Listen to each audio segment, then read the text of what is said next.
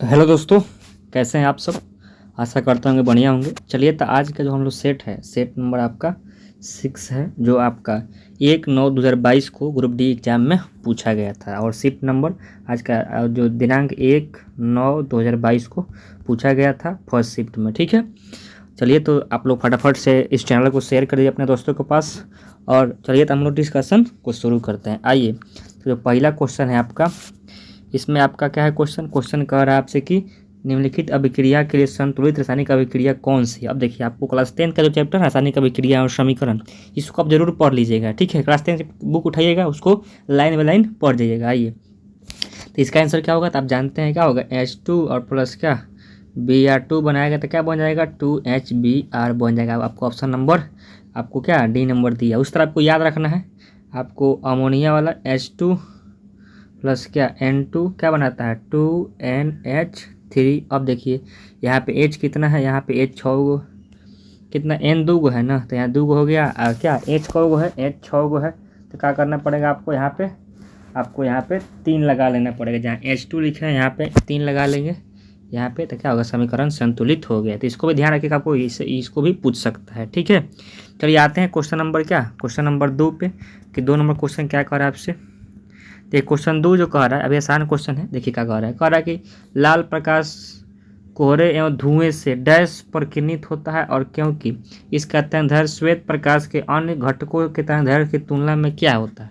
क्या देखिए यहाँ पे क्या होता है, श्वेत जो प्रकाश होते हैं उसके जितने भी घटक होते हैं 6 घटक, उसमें उसका अधिक क्या हो, उसका जो तनदैर्ध्य होता है सबसे अधिक होता है किसका, लाल का। और इसका तनदैर्ध्य अधिक होता है जिसके कारण क्या, इसका प्रकीर्णन कम होता है। क्या, इसका प्रकीर्णन कम होता है। और ये भी ध्यान रखिएगा कि लाल रंग का तनदैर्ध्य अधिक होता है तो विचलन भी कम होता है, प्रकीर्णन भी कम होता है। ठीक है, और सबसे अधिक विचलन होता है बैगनी रंग का। ठीक है, और उसका प्रकीर्णन भी अधिक होता है, इसको ध्यान रखिएगा। ठीक है, आते हैं क्वेश्चन नंबर क्वेश्चन नंबर 3 पे। क्वेश्चन 3 क्या कह रहे हैं, अब देखिए यहाँ पे ये क्लास 10 कह रहे हैं। क्लास 10 का आपको चैप्टर है ना विज्ञान, उसको मेनली पढ़ लीजिएगा, पढ़ के ही आना है। पढ़ लीजिएगा तो फायदा होगा, बहुत बढ़िया फायदा होगा आपका। क्लास 10 को फिर से रिवाइज कर लीजिएगा। अगला क्वेश्चन कह रहा है आपसे कि एक प्रकाश उपकरण X की फोकस दूरी -30 सेंटीमीटर है। इसका मतलब X क्या है, तो आप जानते हैं माइनस है, मतलब क्या आपका उत्तल होगा, तो क्या अवतल होगा, क्या आपको अवतल होगा। माइनस का मतलब कौन सी है, अवतल है। तो अवतल दर्पण भी हो सकता है, अवतल लेंस भी हो सकता है। तो ऑप्शन नंबर कहाँ दिया हुआ है, ऑप्शन नंबर बी में दिया, इसको टिक करके आगे बढ़ जाइएगा। ठीक है, अगर प्लस आता था क्या होता है, आपको प्लस आता था उत्तल रहता है, उत्तल लेंस हो या उत्तल दर्पण, वो भी हो सकता था। ठीक है, आइए क्वेश्चन नंबर 4 को देखते हैं। क्वेश्चन 4 क्या कह रहा है आपसे। अब देखिए यहाँ पे एक आपका क्वेश्चन पूछ रहा है कि निम्न में से कौन सा उपकरण चुंबकीय क्षेत्र में स्थित धारावाही चालक पर लगने वाले बल की अवधारणा पर आधारित नहीं है। लाउड स्पीकर भी है, वोल्ट मीटर भी है, एमीटर भी है, लेकिन आपका जो फ्यूज होता है ये आपका नहीं है। फ्यूज क्या है, आपका धारावाही चालक पर लगने वाले बल की अवधारणा पर निर्धारित नहीं करता। ये आपका क्या तापन प्रभाव पर निर्भर करता है। क्या, धारा के तापन प्रभाव पर निर्भर करता है। आपसे पूछ देगा, और भी पूछ सकता है कि विद्युत घंटी का पूछता है, क्लास 8 में ही पढ़ना है विद्युत घंटी वाला। तो क्या होता है, धारा के चुंबकीय प्रभाव पर कार्य करता है विद्युत घंटी, और धारा के ऊष्मीय प्रभाव पर कार्य करता है आपका फ्यूज। ठीक है, क्या क्या होता है आपका, तो फ्यूज हो जाता है आपको, और आपका क्या फ्यूज, और इस पर और आ जाता है आपको मेनली फ्यूज। ध्यान रखिएगा, फ्यूज, वोल्ट मीटर और क्या आपका लाउड स्पीकर, ये सब क्या करता है, आपका ऊष्मीय प्रभाव पर काम करता है। ठीक है, इसको आपको ध्यान रखना पड़ेगा। ठीक है, नहीं आपको देखिए जो केवल फ्यूज है ये काम करता है ऊष्मीय प्रभाव पर, ये सब जो एमीटर है और वोल्ट मीटर है और लाउड स्पीकर क्या है, आपका चुंबकीय प्रभाव पर कार्य करता है, इसको ध्यान रखना पड़ेगा। ठीक है, चलते हैं अगले क्वेश्चन पे। Question number question number 5। Question number 5 क्या कर रहा है आपसे। अब देखिए आपका जनरल चैप्टर से है। ठीक है, तो आपको 10th में तो इतना नहीं बताया जाता, लेकिन 12th में आपको 12th में है, आपका 12th में पढ़ना है। जटिल शारीरिक बनावट वाले लैंगिक प्रजनन करने वाले जीवों की जनन कोशिकाओं में कौन सी विशिष्टता पाई जाती है। अब देखिए यहाँ कह रहा है कि नर जनन कोशिका खाद्य भंडार संयुक्त बड़ी होती है, मादा छोटी और गतिशील होता है। नहीं, तो ये आपको उल्टा लिख दिया है यहाँ पे, ये आपका उल्टा लिख दिया इसको। देखिए कहाँ लिखा आपको, सी नॉन लिखा है, जनन कोशिका छोटी और गतिशील होती है। क्या, नर जनन कोशिका क्या होती है, छोटी होती है और क्या गतिशील होती है। मादा का क्या होती है, खाद्य भंडार युक्त बड़ी होती है। तब का आंसर आपको क्या होगा, यही होगा। आप जानते हैं जो वीर्य होता है उसमें जो आपका युग्मक पाए जाते हैं वो छोटे होते हैं, लेकिन जब का ओबरी है, ओबरी में जो अंडा पाया जाता है वो क्या होता है, बड़ा होता है, उसमें खाद्य पदार्थ भरा रहता है। ठीक है, इसको ध्यान रखना पड़ेगा। आते हैं क्वेश्चन नंबर क्या आपका, क्वेश्चन नंबर 6 पे। क्वेश्चन 6 क्या कह रहा है आपसे, क्वेश्चन 6 कह रहा है कि जो फ्लोएम है, जाइलम फ्लोएम जानते हैं, जो जटिल अस्थायी उत्तक है, जटिल उत्तक में आते हैं, कौन सी पतिया द्वारा पौधे भोजन को फ्लोएम पतियों द्वारा तो कौन सी पतियों द्वारा या प्रक्रिया नहीं, पतियों द्वारा तैयार भोजन और फ्लोएम के माध्यम से पौधे किन किन भागों में पहुंचाते हैं। तो क्या होता है, चारों तरफ पहुंचाता है। जो फ्लोएम होता है ना, चारों तरफ क्या करता है, आपको भोजन को पहुंचाता है। ठीक है, इसको ध्यान रखना पड़ेगा। ठीक है, आते हैं क्वेश्चन नंबर क्या, क्वेश्चन नंबर 7 क्या कह रहा है, 7 भी आसान है। क्या कह रहा है पतियों से पौधे के अन्य ऊतकों तक प्रकाश संश्लेषण के विलेप उत्पाद और अन्य पदार्थ के परिवहन की प्रक्रिया को क्या कहलाती है, तो उसको हम लोग स्थानांतरण कहते हैं। क्या कहते हैं उसको हम लोग स्थानांतरण कहते हैं। ठीक है, इसको आपको ध्यान रखना पड़ेगा। आते हैं क्वेश्चन नंबर आपका क्या, क्वेश्चन नंबर 8 पे। 8 नंबर क्वेश्चन क्या कह रहा है आपसे, अब देखिए 8 नंबर क्वेश्चन कह रहा है, इसमें कह रहा है कि कोयला और पेट्रोलियम के अपने कुछ लाभ और हानियां हैं।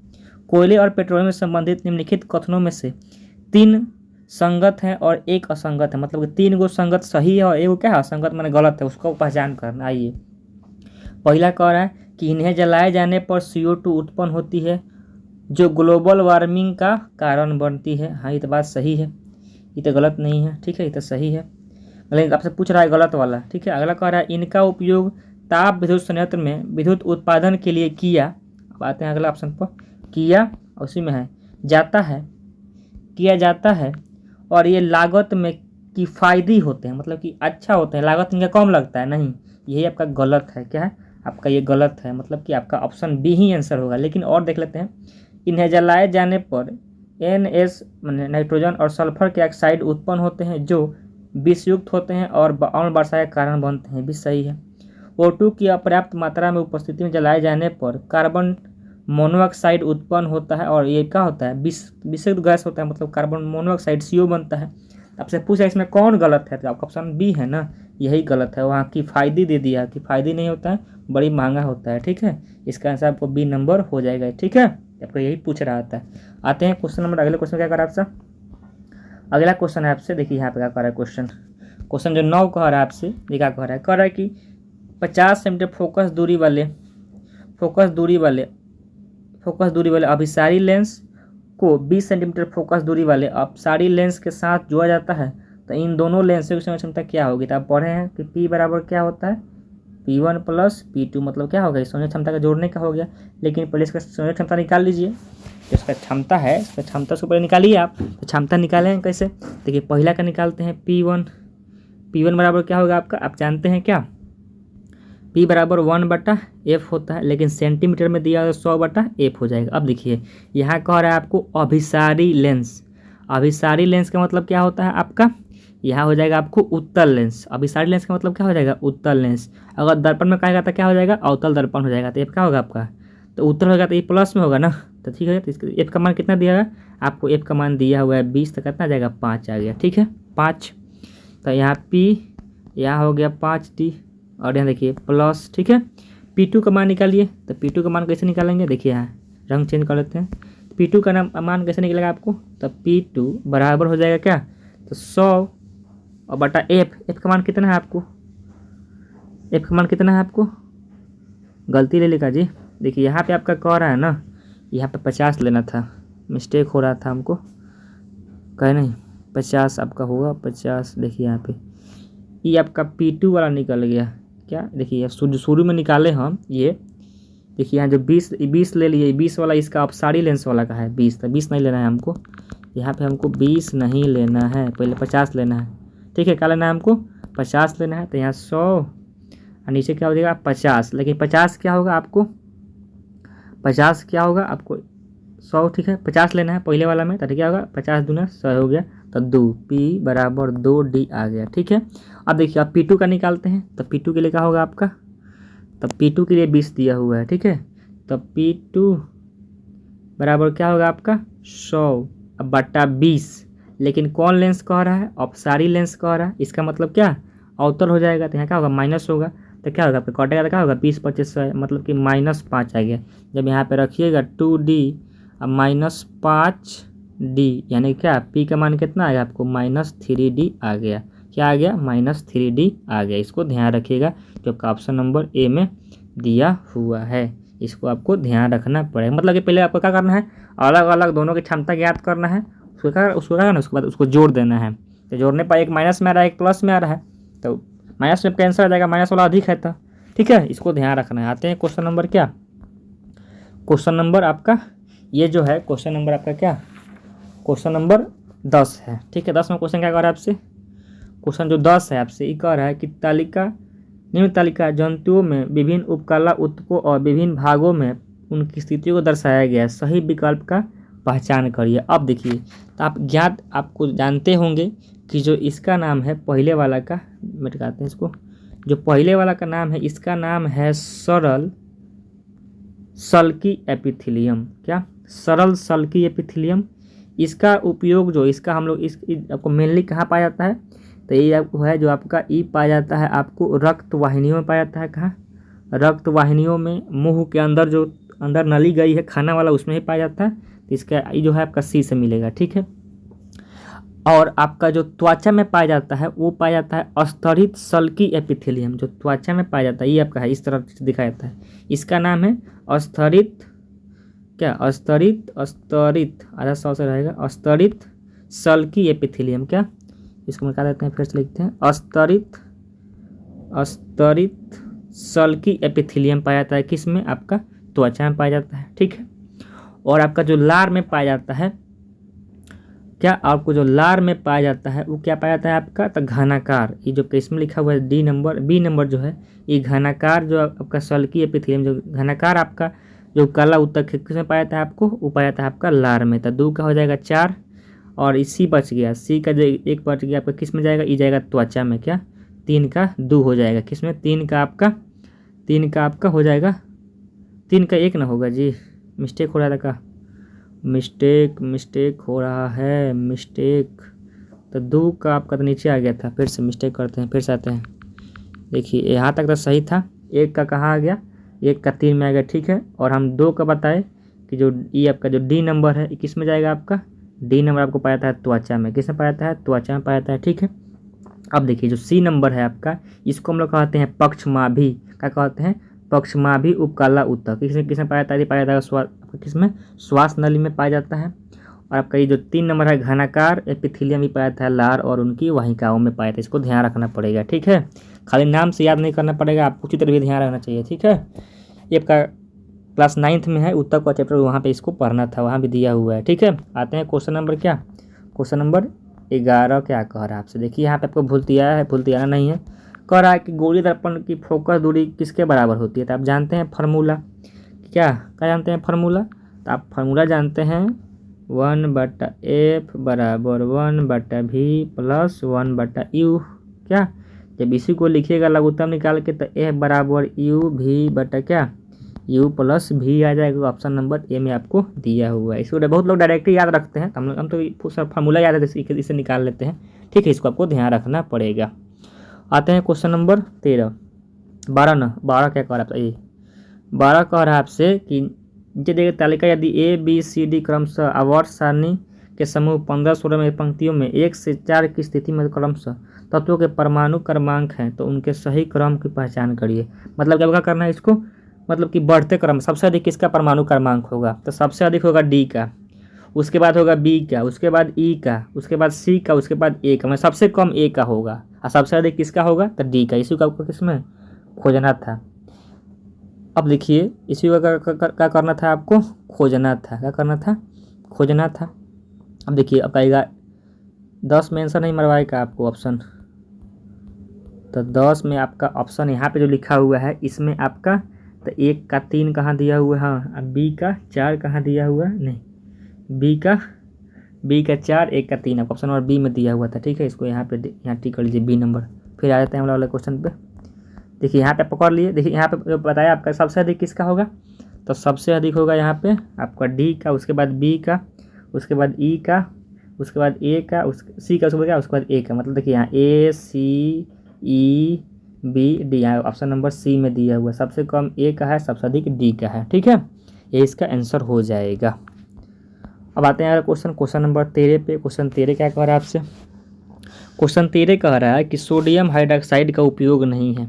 यहाँ पे सोडियम का उपयोग नहीं करते हैं। ठीक है, तो कह रहा है इसका उपयोग साबुन और मतलब डिटर्जेंट, जिसको हम सरफ कहते हैं, डिटर्जेंट इसको कहते हैं, जिसको सरफ कहते हैं हम लोग। ठीक है, क्या इसका उपयोग मत बनाने में किया जाता है। ठीक है, अगला कह रहा है कि इसका उपयोग कागज़ के विनिर्माण में किया जाता है, तो किया जाता है। लेकिन ऑप्शन क्या आपसे पूछ क्या रहा है, कहाँ नहीं किया जाता है?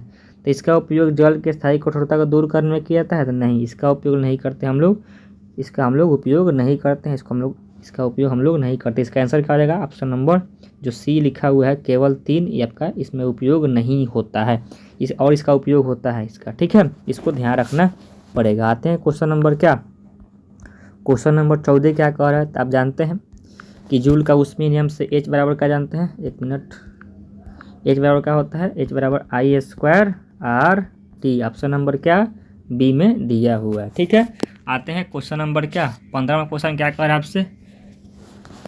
14 तो हो गया ना, 14 हो गया, 13 हुआ कि नहीं? हाँ 13 हो गया। आते हैं अब क्वेश्चन नंबर 15 क्या कह रहा है? अब देखिए जो क्वेश्चन 15 है ना, देखिए पहले 2 ऑप्शन हम छाड़ देंगे, ऐसा ही छाड़ देंगे, जैसे आप देखिए बताते हैं उसे आप भी छाटिएगा ऑप्शन को। ठीक है, कह रहा है कि 8 ओम और 12 ओम के 2 प्रतिरोध ए और बी 6 वोल्ट की बैटरी के साथ श्रेणी क्रम में संयोजित हैं। तो V1 V2 क्रमशः A1 और क्या ए और बी के सिरों पर विभव पात है, मतलब कि विभव का ह्रास है, और I1 I2 से होकर प्रवाहित होने वाली धाराएं हैं। तो V1/V2 और I1/I2 क्रमशः क्या होगा? अब देखिए, आप जानते हैं कि श्रेणी क्रम में धारा का मान क्या होता है? समान होता है। तो धारा बाद में दिया हुआ है, समान होता है, मतलब कि ऊपर से मान कटेगा तो क्या आएगा? 1 आएगा। देखिए यहाँ भी 1 है और यहाँ भी 1 है, लेकिन आपका यहाँ भी 1 नहीं है, तो ये दोनों ऑप्शन कट गया, ऑप्शन बी और ऑप्शन डी कट गया। अब देखिए ऑप्शन ए और ऑप्शन सी में क्या होगा, उसके निकालने के लिए हम लोग पहले कैसे निकालेंगे?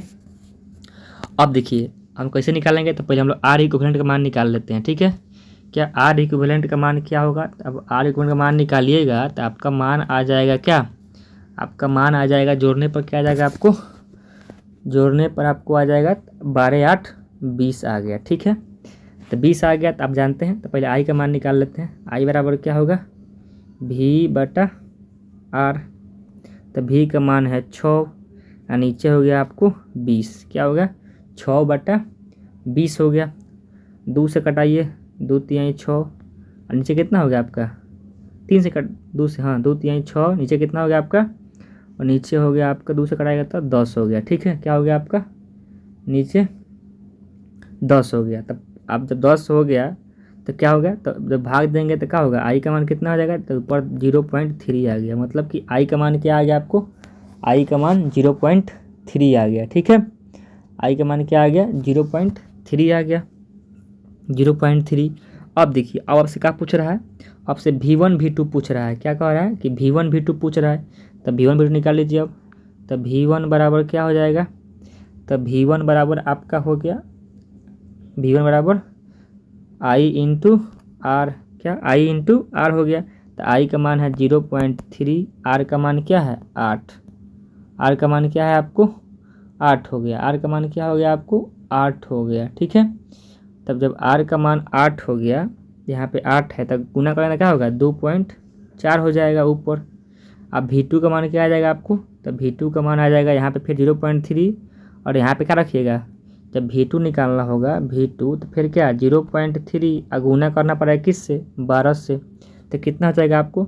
12 तिहाई 36 हो जाएगा। ठीक है, मतलब V1/V2 का मान आ गया 2.4/3.6। अब इसको कटा दीजिए, तो कटाएंगे तो पहले पॉइंट लगा देते हैं, तो अब कटाएंगे इसको तो कितना होगा? आप 12 से कटा दीजिए, तो 12 दूना 24, अब 12 तिहाई 36, मतलब कि V1 V2 का मान आ गया कितना?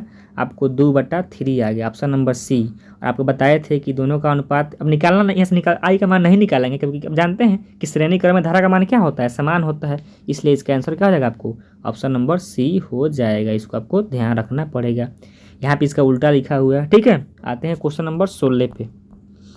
क्वेश्चन 16 क्या कह रहा है, क्वेश्चन 16 कह रहा है आपसे कि उन मूलभूत आवश्यकताओं की पहचान कीजिए। क्या कह रहा है, पहचान कीजिए जिन्हें वैज्ञानिकों को वर्ग तत्वों के वर्गीकरण की ओर अग्रसर किया। मतलब कौन सा इसमें कारण है जो वैज्ञानिकों का क्या हुआ, मतलब कि तत्वों को वर्गीकरण करने के लिए उनका कारण बना। पहला ऑप्शन कह रहा है कि तत्वों के विभिन्न गुणों में कुछ पैटर्न होने की पहचान के कारण। हाँ, तत्वों के उनके संश्लेषण के आधार पर पूर्ण व्यवस्था नहीं, तत्वों को उनके रंगों के समस्त जानकारी के प्राप्त करना चाहते थे, करना रॉन्ग थोड़ी था। क्या होगा आपका, केवल ऑप्शन नंबर ए हो जाएगा। मतलब केवल आपका ऑप्शन यहाँ ए सही है, जो क्या तत्वों के वर्गीकरण को मतलब पहचान मतलब उनका वर्गीकरण करने में अग्रसर किया, कि उनका वर्गीकरण किया जाए, जिसके कारण उनका आसानी से हम लोग अध्ययन कर सकते हैं। ठीक है, आते हैं क्वेश्चन नंबर क्या 17 पे। 17 क्या कह रहा है, संतुलित आहार कह रहा है। देखिए क्लास 6 में ही पढ़ना है संतुलित आहार। तो क्या देखिए यहाँ लिखा है बर्गर चिप्स कोल्ड ड्रिंक नहीं।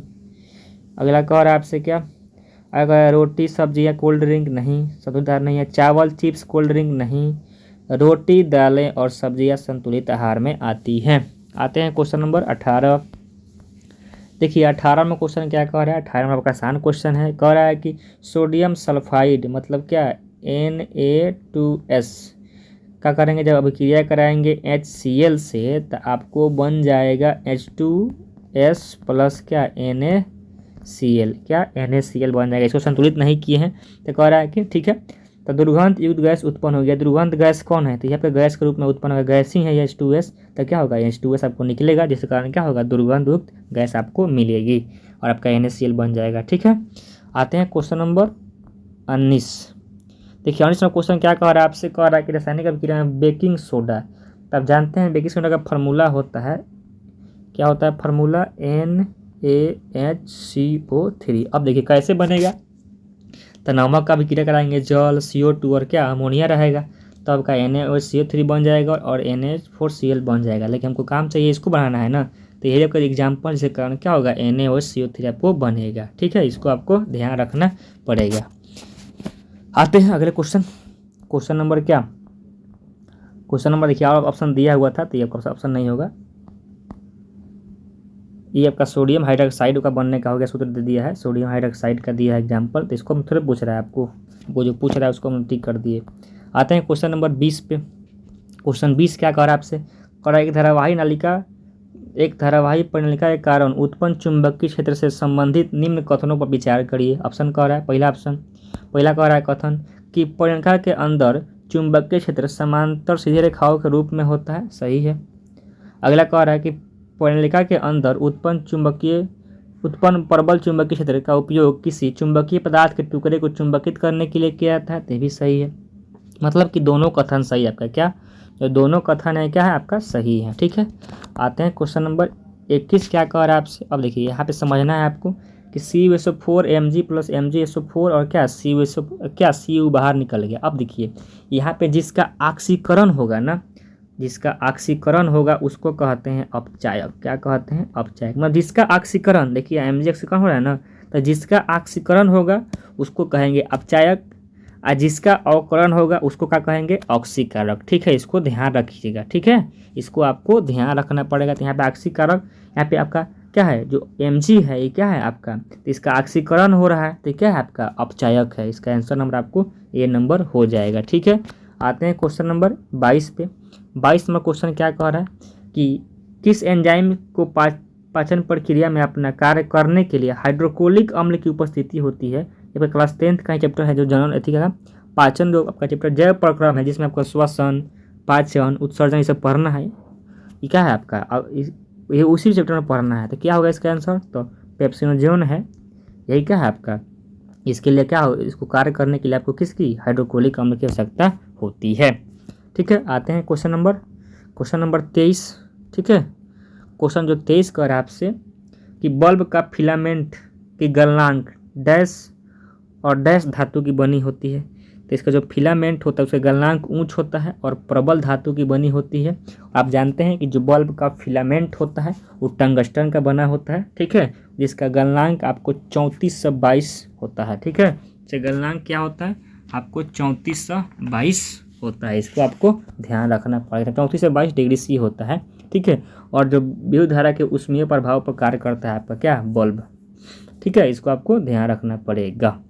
और बल्ब का निर्माण किसने किया था, तो आप जानते होंगे कि बल्ब का निर्माण सर्वप्रथम किसने किया था, थॉमस एल्वा एडिसन। ये डायरेक्ट कहते हैं कि एडिसन ने किया था, ठीक है। इसको ध्यान रखना पड़ेगा। आते हैं क्वेश्चन, लास्ट है क्या 24, लास्ट ही लग रहा है, लास्ट ही है। क्या कह रहा है क्वेश्चन, क्वेश्चन कह रहा है आपसे, ये देखिए आपका जो कार्बन और यौगिक चैप्टर है उससे पूछा हुआ है। कार्बन द्वारा प्रदर्शित श्रृंखला गुण निम्न में से किस गुण को दर्शाता है। तो आप जानते हैं कि स्वयं में स्वयं जुड़ने के जो गुण होता है वही श्रृंखलन गुण कहलाता है। आपका ऑप्शन नंबर कहाँ दिया हुआ है, क्या कह रहा है, पहला कह रहा है स्वपरहन गुण नहीं, और कह रहा है कि परमाणुओं की लंबी श्रृंखला बनाने हेतु स्वयं संयोजन क्षमता, यही आपका आंसर हो जाएगा इसका। ऑप्शन नंबर बी क्या होगा, ऑप्शन नंबर बी हो जाएगा। ऑप्शन नंबर 20 खुद से जुड़ के आपका लंबी श्रृंखला, शाखित श्रृंखला और बंध श्रृंखला बना लेता है कार्बन। इसी गुण को हम लोग क्या कहते हैं, श्रृंखलन गुण कहते हैं। कार्बन की परमाणु संख्या 6 होती है, ठीक है। इसको ध्यान रखना पड़ेगा। चलते हैं हम लोग, अब मिलेंगे अगले सेट में, सेट नंबर 7 के साथ। चलिए तो जय हिंद। चैनल को ज़्यादा से ज़्यादा दोस्तों के पास शेयर करिए और वीडियो को लाइक भी करिए। आप लोग उतने दोस्त देख लेते हैं और लाइक भी नहीं करते हैं। अपना कमेंट भी करिए, राय कमेंट करिए, क्या सही गलत जो भी है करना है कमेंट करिए ज़रूर। चलिए जय हिंद।